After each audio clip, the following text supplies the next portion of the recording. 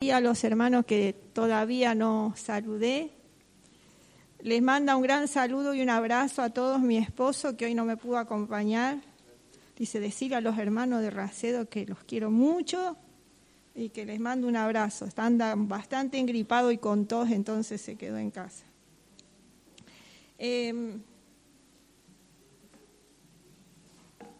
Hoy me vine con muchas cosas por acá.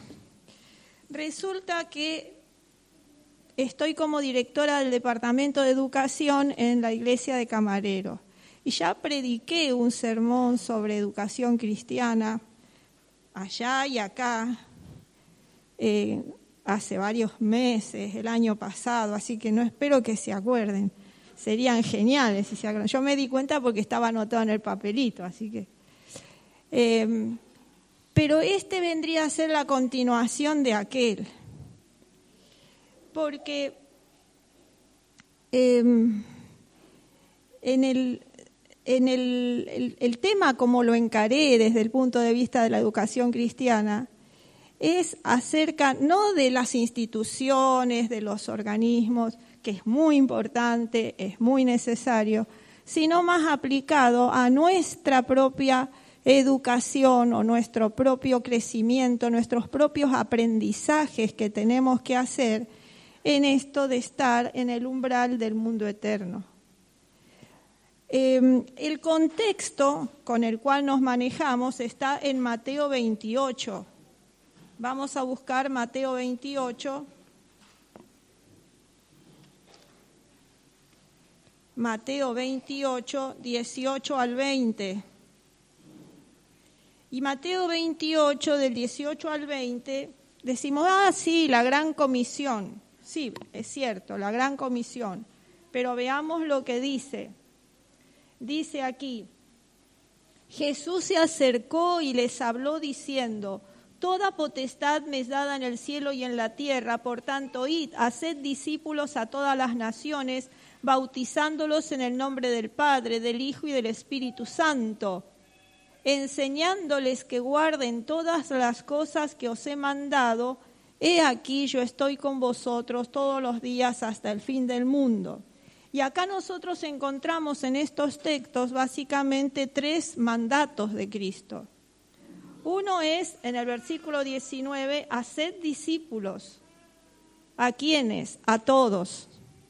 No discrimines. Algo de eso estuvimos hablando en la clase hoy de escuela sabática. A todos los que puedas llegar, haced discípulos. El otro mandato es bautizándolos y el otro es enseñándoles. Quiere decir que primero, cuando nos acercamos a las personas, tenemos que enamorarlas de Cristo, porque ¿qué es un discípulo? Un discípulo no es un alumno. Estoy resumiendo el sermón anterior. Un discípulo, es un seguidor, un imitador del maestro, alguien que trata de parecerse lo más que puede, vivir y hacer todo lo que su maestro hace. Ese es un discípulo, es un seguidor, no un alumno. Por eso lo primero que dice es haced discípulos. Lo primero que tenemos que lograr es que la gente ame a Cristo y desee seguirla. De balde le vamos a ir a hablar de la bestia o de el sábado o de la reforma pro salud si primero no se enamoró de Cristo, si no desea ser discípulo, si no desea seguir al Señor. Entonces después sí viene la invitación, bautizándolos, y sigue la enseñanza, enseñándole todas las cosas. No quiere decir que después que nos bautizamos, listo, ya está, una vez bautizado ya no necesitamos aprender más nada. Entonces, este tema es para los que ya hemos sido bautizados, es para los que están acá, si es que hubiera alguno que todavía no se bautizó. Es para los que ya somos discípulos, es para todos, para los que necesitamos seguir aprendiendo de cómo ser cada día mejores discípulos. Porque otra cosa que habíamos visto es que una vez que nos bautizamos, Esto es lo que Jesús le dijo a Nicodemo en San Juan 3, del 5 al 7, que nosotros es necesario nacer por agua y por el Espíritu. Si no nacieres de nuevo, no verás el reino de los cielos. Hay un nuevo nacimiento, una nueva criatura que tiene que formarse en nosotros en el momento que conocimos el Evangelio, aceptamos a Cristo. ¿Estamos todos de acuerdo en esto? ¿Se acuerdan? Algunos a lo mejor lo escuchan por primera vez, otros están repasándolo, otros lo saben de antes. Ahora, vamos a Primera de Pedro para que veamos un consejo que da Pedro a los que son nuevas criaturas, a los que son bebés recién nacidos. Primera de Pedro, capítulo 2, versículos 1 y 2. ¿Qué le dice Pedro?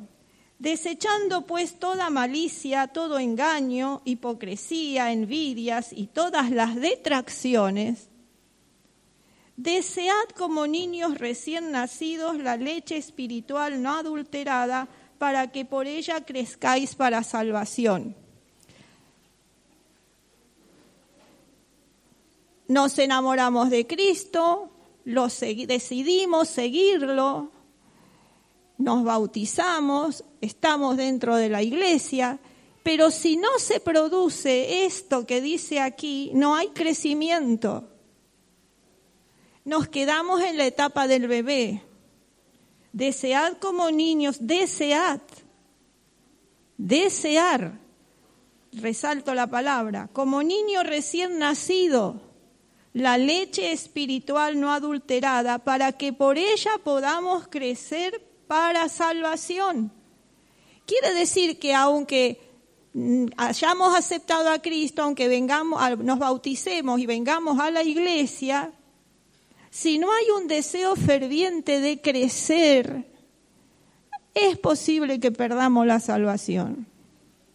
Porque acá está diciendo, para que crezcáis para salvación. Y entonces, vamos a Primera de Corintios 3, del 1 al 3. Primera de Corintios 3, del 1 al 3. Un problema respecto a este tema con el que se encontró Pablo cuando le predicó a los corintios, que dice, yo no pude hablaros como a espirituales, estoy leyendo 3:1 de Primera de Corintios, no pude hablaros como a espirituales, sino como a carnales, como a niños en Cristo. Os di a beber leche, el mismo concepto de Pedro, os di a beber leche y no vianda, porque aún no erais capaces, ni sois capaces todavía. Quiere decir que el desear la leche espiritual como niños en Cristo no es un estado que debe permanecer en nosotros. No quiere decir que la leche espiritual tiene que ser siempre nuestro alimento. Hay que pasar a la vianda. Es decir, ¿qué significa esto espiritualmente? Empezar a profundizar. Por eso el enseñándoos es para siempre. Porque aún no erais capaces ni sois capaces, porque aún sois carnales. O sea, fíjense, ya habían aceptado a Cristo, se habían bautizado, estaban en la iglesia, pero no crecían. No podía darles alimento más sólido. Eran carnales. ¿Por qué? Porque si hay entre vosotros celos, contiendas y disensiones, sois carnales y andáis como hombres. Es decir, la evidencia de que alguna congregación, alguna persona no está creciendo espiritualmente y se ha quedado frenado en la etapa de bebé, es que todavía sienta celos, envidias, se meta en chisme, ande en contiendas, discusiones, no acepte las diferencias. Evidentemente esa persona no está creciendo espiritualmente. Vamos más allá, en Hebreos, vamos a Hebreos, otra vez Pablo se encuentra con otro problema todavía mucho más grande, escribiéndole a los hebreos, no ya a los gentiles. Ahora le va a hablar a hebreos, que se supone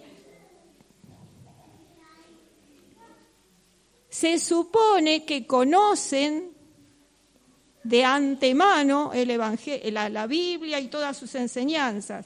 Hebreos capítulo 5. Fíjense lo que les dice. Acerca de esto tenemos mucho que decir, difícil de explicar. Era todo el asunto del sacerdocio de Melquisedec, del sumo sacerdocio superior de Cristo sobre el sacerdocio arónico, tema aparte. Difícil de explicar. ¿Por qué? ¿Qué se hacía difícil de explicar? Porque se habían hecho tardos para oír. ¿Qué será un tardo para oír? Alguien que le están hablando, que le están diciendo las cosas, pero que le entra por un oído y le sale por el otro. En realidad no le interesa, ¿sí? Tardos para oír. Porque debiendo ser ya maestros después de tanto tiempo, estos no hacía poquito que se habían bautizado. Tenéis necesidad que se os vuelva a enseñar cuáles son los primeros rudimentos de la palabra de Dios. Y habéis llegado a ser tales que tenéis necesidad de leche. ¡Qué dramático! Creyentes que llevaban ya mucho tiempo en los caminos del Señor y que habían incluso involucionado y ahora había que darles otra vez leche. Y no alimento sólido. Y todo aquel que participa de la leche es inexperto en la palabra porque es un niño. El alimento sólido es para los que han alcanzado madurez, para los que tienen ¿para qué? Fíjense del verso. Por en el discernimiento del bien y del mal. El tema de hoy es en los umbrales del mundo eterno.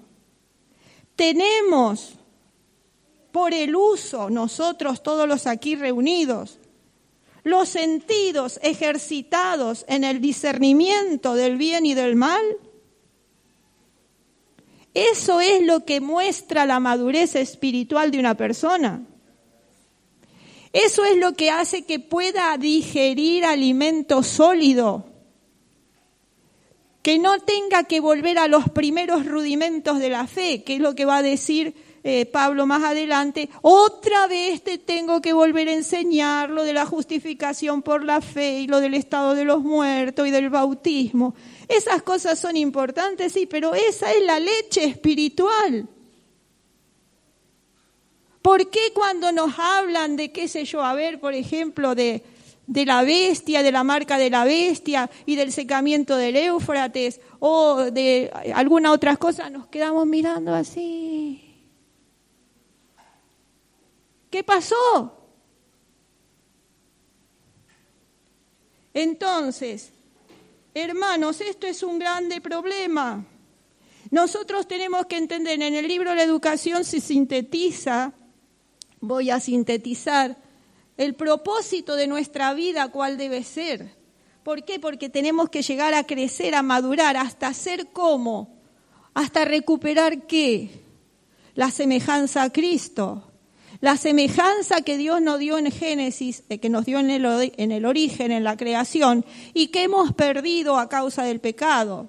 Dice en el libro La Educación, páginas 15, 16, que tenemos como el gran objetivo de la educación es el objetivo de la vida misma. Esto no es cosa de los maestros, los profesores de la universidad o de las escuelas primarias. Es un problema, una situación que nos abarca a todos. ¿Cuál es el objetivo de nuestra vida? Dice Elena, restaurar en el hombre la imagen de su Hacedor, devolverlo a la perfección con que fue creado. Dios quiere devolvernos la perfección con que fuimos creados. Este es el objetivo, tendría que ser el objetivo de nuestras vidas. Esto es lo que nos transforma en discípulos y discipuladores. Es decir, los que somos aprendices enseñadores, ¿me entienden? Porque es un doble proceso. Mientras que voy creciendo, tengo que ir enseñando.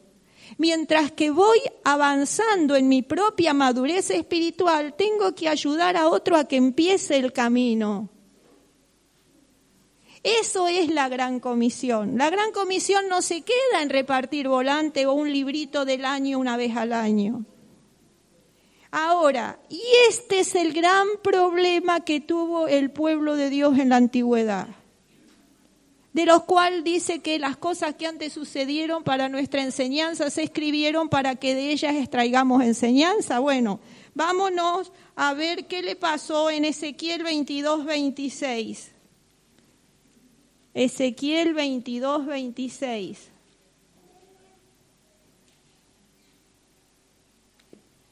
Ezequiel capítulo 22, verso 26. ¿Cuál fue el gran problema que tuvo el antiguo Israel? El pueblo de Dios que había sido llamado a hacer justamente la obra que ahora hemos sido llamados nosotros a hacer. Fíjese lo que dice el versículo 26. Sus sacerdotes violaron mi ley y contaminaron mis santuarios. Entre lo santo y lo profano no hicieron diferencias, ni distinguieron entre lo inmundo y lo limpio. De mis días de reposo apartaron sus ojos, y yo he sido profanado en medio de ellos. ¿Cuál era el problema que tuvieron? Y ya estos está hablando de los sacerdotes, ¿eh? Imagínate si los sacerdotes ya tenían este problema, lo que sería de ahí para abajo. Contaminaron mi santuario, ¿por qué? Porque entre lo santo y lo profano no hicieron diferencia. ¿Qué es profano? ¿Se acuerdan que nosotros leímos recién que Pablo decía que no tenían ejercitado los sentidos en el discernimiento del bien y del mal? Bueno, estos ya habían atrofiado el sentido a tal punto que confundían lo santo con lo profano. Y Dios se sintió profanado en medio de ellos. ¿Qué es profano? Lo busqué en el diccionario. Dice que no es sagrado ni sirve a usos sagrados, sino es puramente secular, que no demuestra respeto por las cosas sagradas. Eso es algo profano. Irreverente, irreligioso. Eso es ser profano. No tiene las neuronas desarrolladas como para discernir qué es lo bueno y qué es lo malo, qué es lo mundanal, lo secular es lo mundanal y lo santo. ¿Qué es lo que agrada a Dios y lo que lo desagrada? ¿Qué es lo que lo ayuda a crecer como ser humano que va a ser trasladado en breve al cielo? Y la diferencia que hay entre el estilo de vida de alguien que está esperando ser llevado al cielo y el estilo de vida de alguien que va a ser consumido por el fuego. Porque no hay término medio. ¿Me entienden? Estamos en los umbrales del mundo eterno.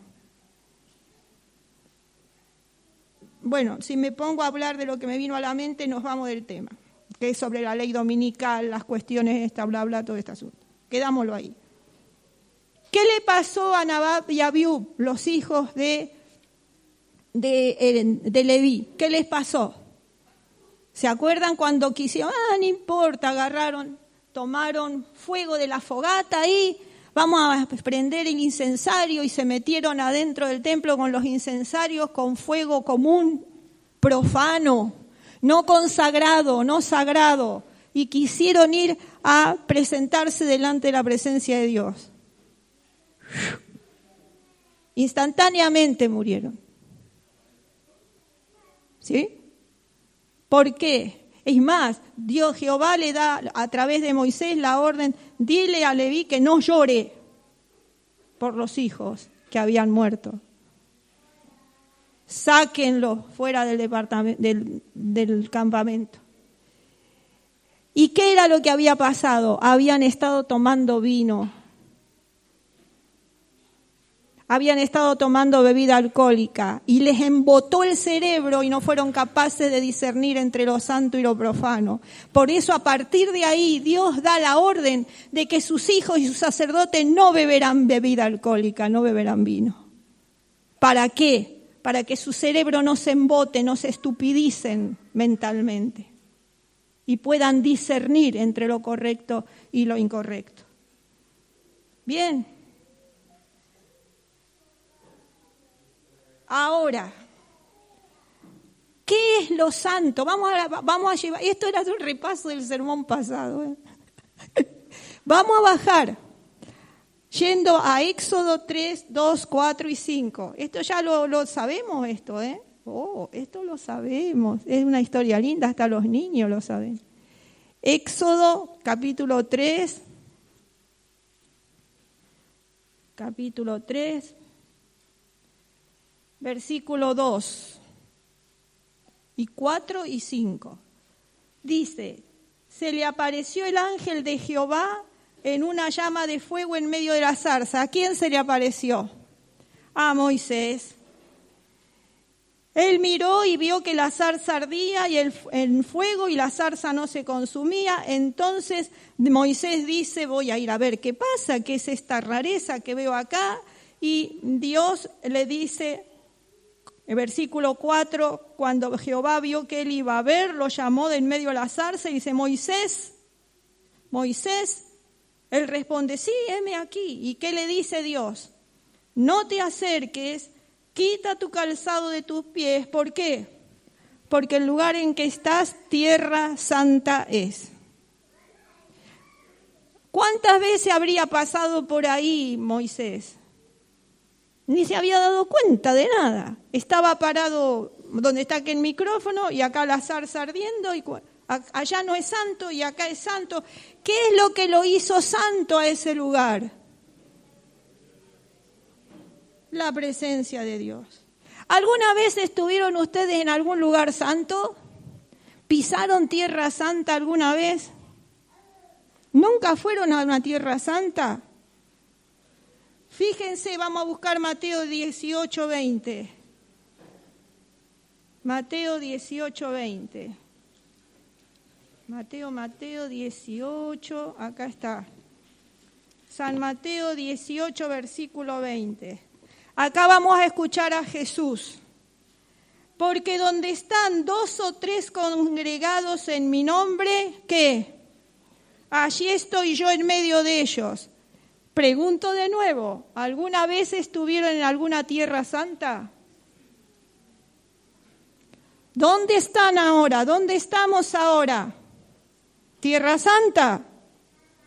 ¡Tierra santa! Tierra santa. ¿Por qué?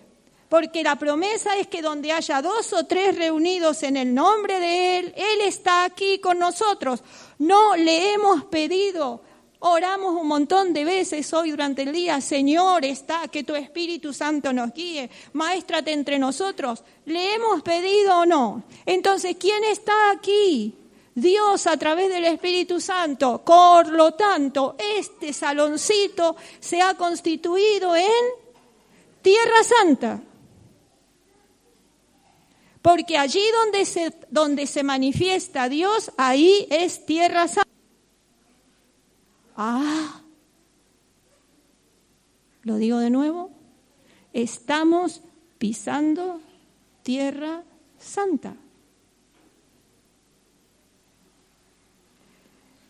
Solamente cuando venimos al culto pisamos Tierra Santa. Estudiando este tema me llevé una sorpresa, hermanos. ¿Saben cuáles son los otros lugares santos que pisamos? Este es el manual de iglesia, de la edición del año 2000. Así que en la edición del año 2000, lo que les voy a leer está en la página 71. 70, 71. Fíjense, es una cita de Joya de los Testimonios, tomo 2. La casa es el santuario para la familia. Tu casa, cuando haces el culto con tu esposa, tu esposo, tus hijos, es tierra santa. La casa es el santuario para la familia. Y el huerto, el lugar más retraído para el culto individual. Después que hicimos el culto familiar, vamos solos, o después eso, cada uno lo organiza. Pero el lugar donde cada uno fue solo. Por ejemplo, la señora que se quedan en casa, el marido se va, los chicos al colegio y se sienta en la cocina, me voy a estudiar la Biblia, un libro de la hermana Juárez, la escuela sabática, a orar por tal. En ese momento, ese pedacito de cocina o de habitación o de patio o de huerto se transformó en tierra santa. ¿Por qué? Porque invocaste la presencia de Dios, la protección de los ángeles, la presencia del Espíritu Santo y estás en comunión con Dios. Y entonces ese lugar es santo. ¿Hacemos el culto familiar? ¿Permitimos que Dios santifique nuestro hogar? Estamos en los umbrales del mundo eterno. Sigo leyendo. Pero la iglesia es el santuario para la congregación. Es nuestro santuario este aquí. Debiera haber reglas respecto al tiempo, el lugar y la manera de adorar. Y ahora escuchen bien esto. Nada de lo que es sagrado, nada de lo que pertenece al culto debe ser tratado con descuido e indiferencia.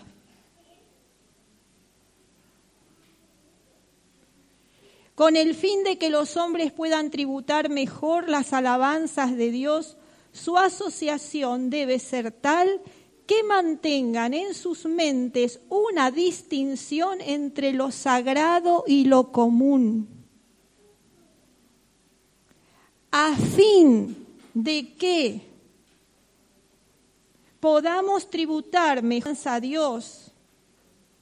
Nuestras asociaciones deben ser, y nuestras acciones, de tal manera que se mantenga claro en la mente la distinción entre lo sagrado y lo común. ¿Cómo debemos entonces planificar y encarar el culto familiar con nuestros hijos? El momento que nos vamos a reunir. Che, vení, vamos a hacer la oración. Sí, ven, sentá, dale, quédate quieto. Ven, dale, hagamos, sí. ¿Cómo marcamos la diferencia entre qué? Dejamos lo común, lo profano, lo cotidiano y ahora entramos a situación santuario para que haya una nítida diferencia entre lo sagrado y lo común en casa, en nuestro culto personal y aquí.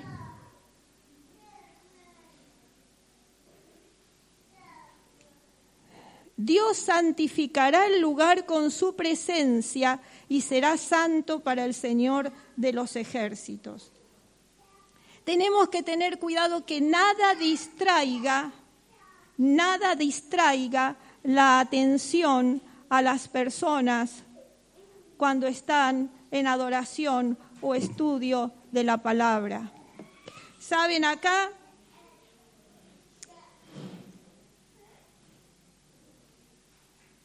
Fíjense cómo pueden ser distraídas las cosas. Voy a contarles, paréntesis, una anécdota o testimonio de algo que viví. Hace muchos años, no sé si alguna vez se lo conté antes, discúlpeme las veces que vine, no me acuerdo. Hace muchos años, cuando vivíamos en Buenos Aires, lo invitaron al pastor Alejandro Bullón a hacer una serie, una semana fue de conferencias en el Deportivo Morón. En el Club Deportivo Morón. Tenían como un gimnasio gigante, grandísimo, no en el estadio, sino adentro, cubierto, bajo techo, en un gimnasio gigante. Y allá íbamos todos a llevar gente, toda la gente del distrito a llevar gente.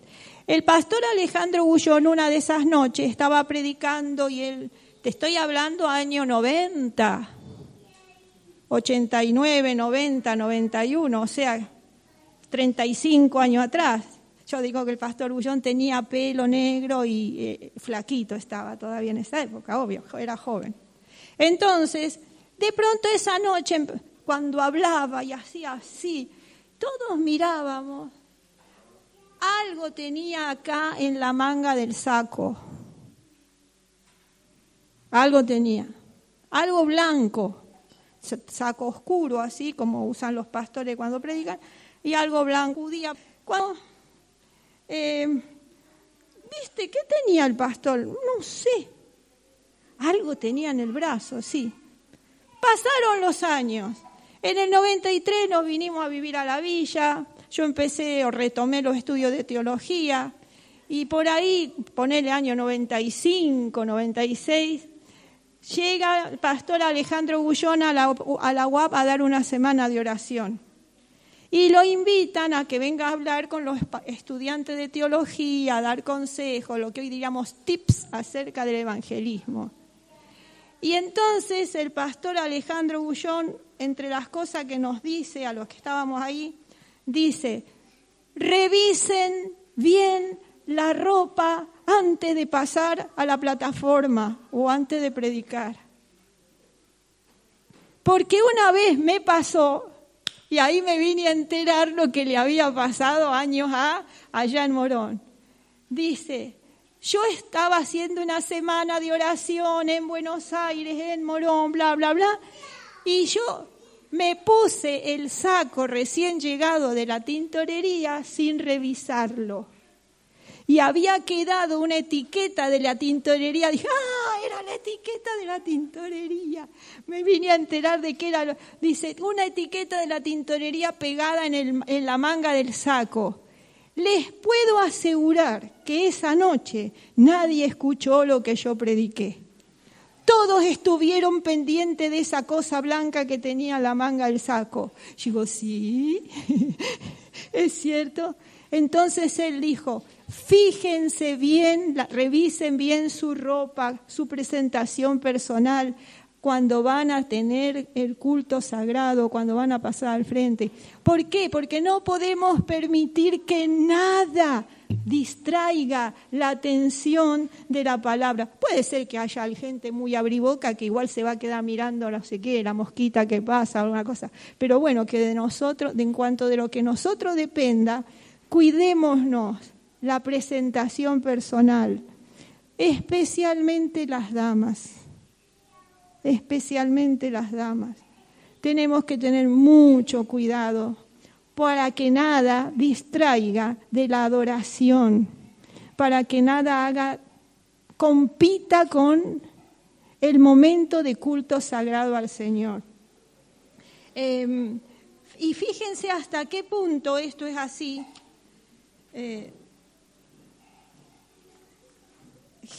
No es algo que se le ocurrió a Elena White, no es algo que se le ocurrió a Elena White decir para que la mente mantenga la distinción entre lo sagrado y lo común.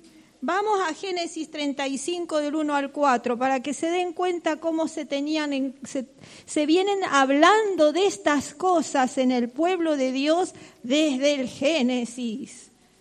No porque Elena lo dijo que era una vieja de la época de la victoriana, entonces por eso. No. Génesis 35. Génesis 35. Génesis 35 del 1 al 4. Presten muchísima atención. Le dijo Dios a Jacob, levántate y sube a Betel y quédate allí y haz un altar al Dios que te apareció cuando oías de tu hermano Esaú. ¿Se acuerdan que cuando años atrás Jacob huía de Esaú, se acostó con una piedra de almohada y entonces vio la escalera y los ángeles que subían? Bueno, ahora Dios le dice, ve al lugar donde me aparecía a ti cuando huías de tu hermano. Entonces, ¿qué hace Jacob? Versículo 2. Entonces Jacob le dijo a su familia y todos los que con él estaban, quitad los dioses ajenos que hay entre vosotros, limpiaos y mudad vuestros vestidos, y levantémonos y subamos a Betel, y allí haré altar al Dios que me respondió en el día de mi angustia, y ha estado conmigo en el camino que he andado. La orden que le da Jacob a su familia es: quiten los dioses ajenos que hay entre vosotros, limpiaos y mudad vuestros vestidos. Bueno, nosotros tenemos la costumbre de bañarnos los viernes, ¿no es cierto? Todo limpito a la casa, preparar la ropita, muy bien. Versículo 4. ¿Qué hace la familia y todos los siervos que con él estaban? Así dieron a Jacob todos los dioses ajenos que había en poder de ellos y los zarcilios que estaban en sus orejas. Y Jacob los escondió debajo de una encina que estaba junto a Siquem. Y salieron, y el terror de Dios estuvo en todas las ciudades que había a los alrededores, etc. Dios le dijo a Jacob: haz allí un altar al Dios que se te apareció. Pero Jacob discernió que para poder llegar y adorar a Dios en el lugar de culto donde Dios quería recibirlo a él con toda su familia, tenían que hacer una ¿qué?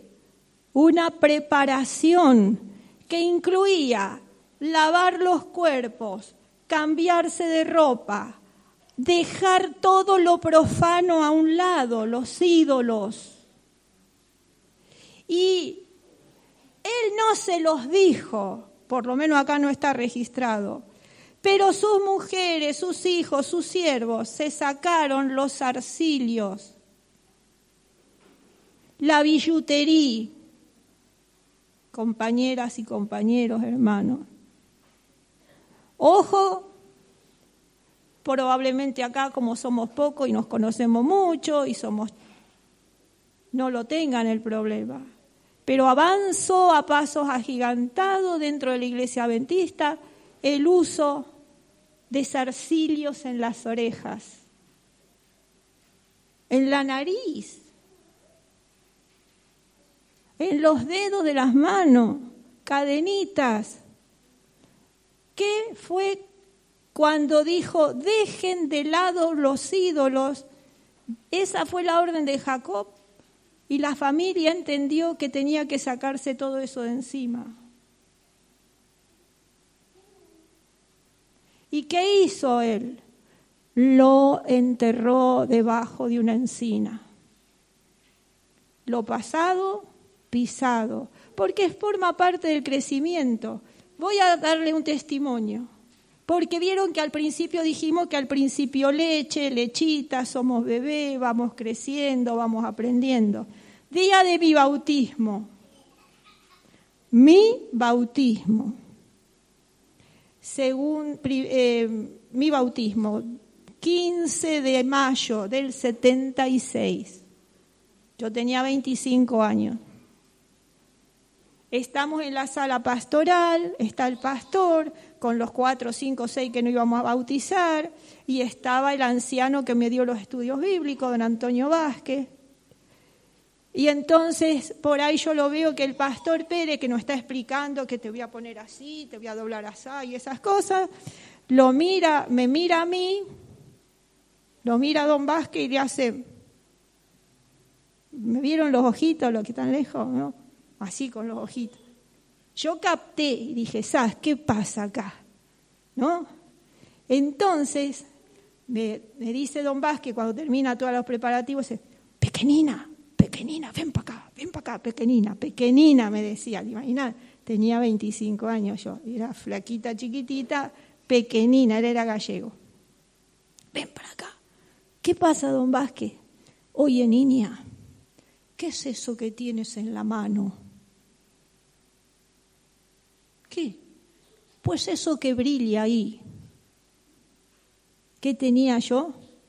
Mi anillito de oro con un pequeño rubí, que era el que me habían regalado cuando era bebé. Y mi papá, cada tanto, a medida que iba creciendo, lo iba haciendo iba a llevar a la joyería, lo hacía cortar atrás, le agregaban un pedacito de oro a medida que me crecía el dedo. Así que yo desde los 2 años más o menos hasta los 25 usaba mi anillito. Pues, oye, ¿qué es eso? ¿Qué es eso? Ah, este es mi anillito, bla, bla, bla. Y le hice toda la historia del anillito. Y me dice don Vázquez, pues ¿sabes qué, pequeñina? Ya te ha acompañado mucho tiempo. Tú ahora empiezas una nueva etapa en tu vida y él ya no te puede acompañar más. Ya para esto me habían dado el estudio de la representación personal, ¿eh? Pero te das cuenta cómo necesitamos que haya un discipulador que con ternura, que con amor te enseñe las cosas que todavía no sabes. Entonces yo le dije, uy, sí, tenés razón, no me había dado cuenta. Me lo saqué, me lo puse en el bolsillo y lo enterré debajo de una encina. Es decir, nunca más. No es, me lo saco ahora para venir al culto, pero después cuando me voy a hacer las compras me lo pongo de nuevo. ¿Se entiende? Bien. ¿Quieren que les cuente otra anécdota? Y de paso van tomando nota por si hay alguna cosa que tienen que enterrar debajo de la encina. Pasan varios años. Yo ya trabajaba como maestra en la escuela de Morón. Ya había pasado por Bahía Blanca. Perdón, en Polvorines. Y me mandan a hacer unas materias un verano acá a la UAP. Yo ya tenía 27 años, 28. 2 o 3 años adentro de la iglesia. Maestra de los niños en la escuela de iglesia. Y entonces nos alojábamos ahí en el hogar viejo de chicas varias maestras que venían al curso. Una directora de Paraguay, otra de Tucumán, otra de Córdoba, etc. Y de pronto las chicas se miran entre ellas, me miran a mí, se miran entre ellas, estábamos por salir para ir, no sé, a una clase, a un culto, no sé, y me dicen, perdónanos, Cristina, ¿no? Te queremos decir algo. ¿Qué? Vos no pensarás salir con esa camisita. Sí, ¿por qué? ¿Pero no te das cuenta? ¿Qué? ¿Qué tiene? Ellas a mí. ¿Qué tiene? Es transparente, Cris. Se te nota el sutién, todos los breteles atrás, todo. Ay, che, no sean ridículas. Por esa pavada hacen tanto problema, tanto misterio. Porque todos fuimos bebés y todos tuvimos que crecer y todos tuvimos que aprender. ¿Me entienden? Pero tuvo que venir alguien que con cariño y con amor me discipulara, me enseñara.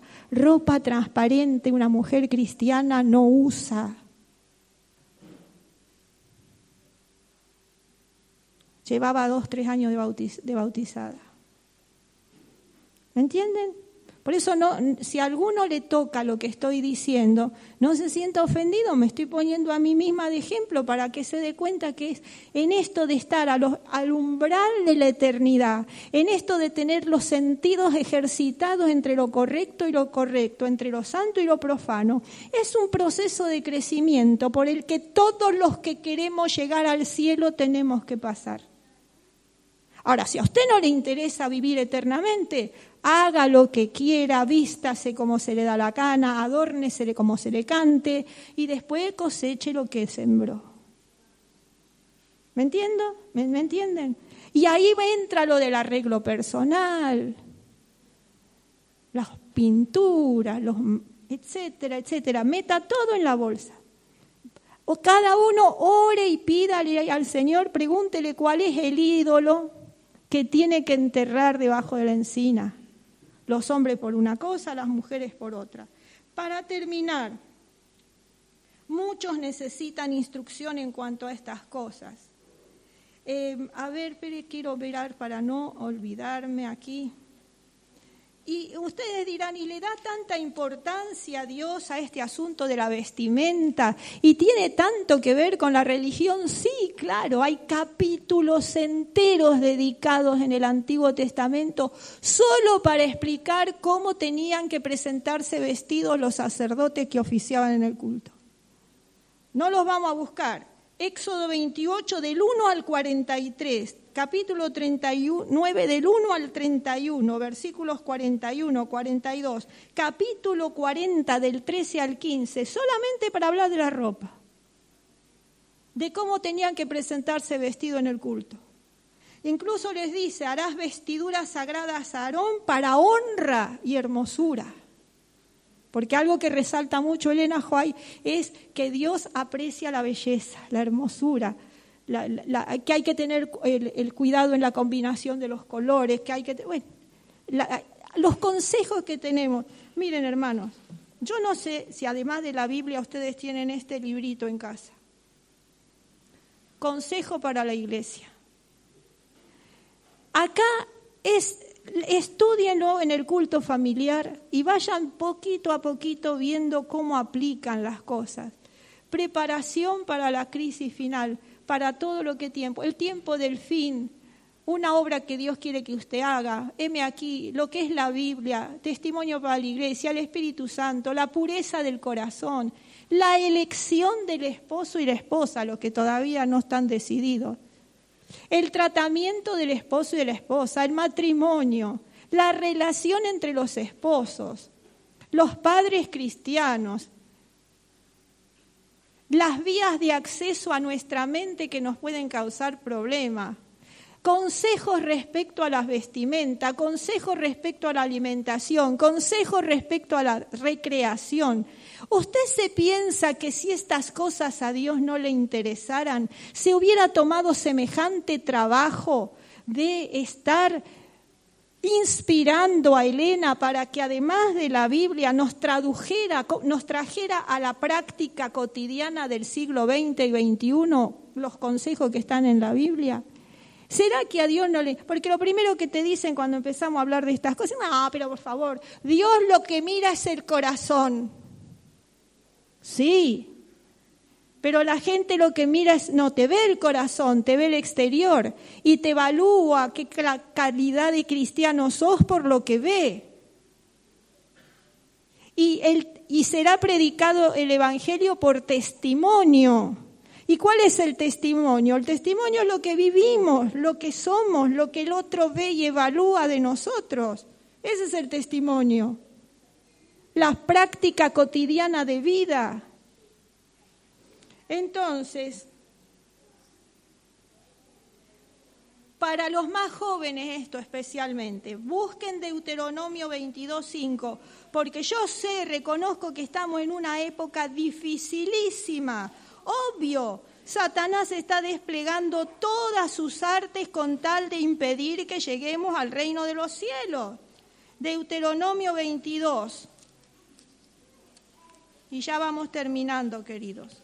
Deuteronomio 22, capítulo 22, versículo 5. ¿Qué dice aquí? No vestirá la mujer traje de hombre, ni el hombre vestirá ropa de mujer. ¿Por qué? Porque es abominación a Jehová, tu Dios, cualquiera que hace esto. Ojo, no es ponerme lo que quiero, no es vestirme como se me antoja. Abominación a Jehová es hacer esto, no lo hagas. Y el último, Levítico 19. Levítico 19, 27 y 28. Levítico 19, 27 y 28. No haréis tonsura en vuestra cabeza, ni dañaréis la punta de vuestra barba. No haréis rasguño en vuestro cuerpo por un muerto, ni imprimiréis en vosotros señal alguna. Cuando dice no imprimiréis en vosotros señal alguna, tradúzcanmelo al lenguaje actual. ¿Qué es? Tatuajes. Cuidado, queridos, están empezando a aparecer hermanas adventistas con una mariposita tatuada acá, con una cadenita en el tobillo.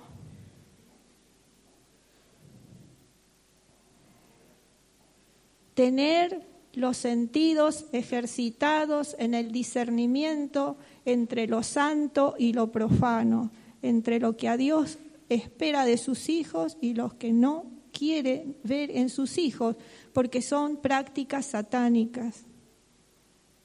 Prácticas satánicas. Bueno, se dan cuenta que sobre esto hay muchísimo para hablar, pero cada uno de nosotros tiene que tomar una decisión. No les vaya a pasar como una vez me pasó a mí, hablándole a una señora muy mundana, pero que se llenaba la boca haciendo referencia a Jehová, porque Dios me bendice en esto y en lo otro y en lo demás allá, siendo que llevaba una vida muy licenciosa. Entonces yo le dije a la señora, señora fulanita de tal, ya que usted tiene la palabra, tiene a Dios siempre en sus labios y dice que ama tanto a Cristo, ¿no quisiera que estudiáramos juntas la Biblia para que pueda conocerlo más, profundizar, etcétera? ¿No? ¿Saben qué me contestó la señora?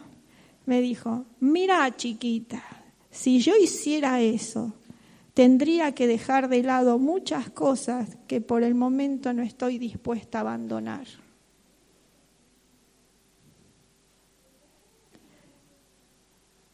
Aquí tienen todo lo que necesitamos saber para poder discernir entre lo santo y lo profano.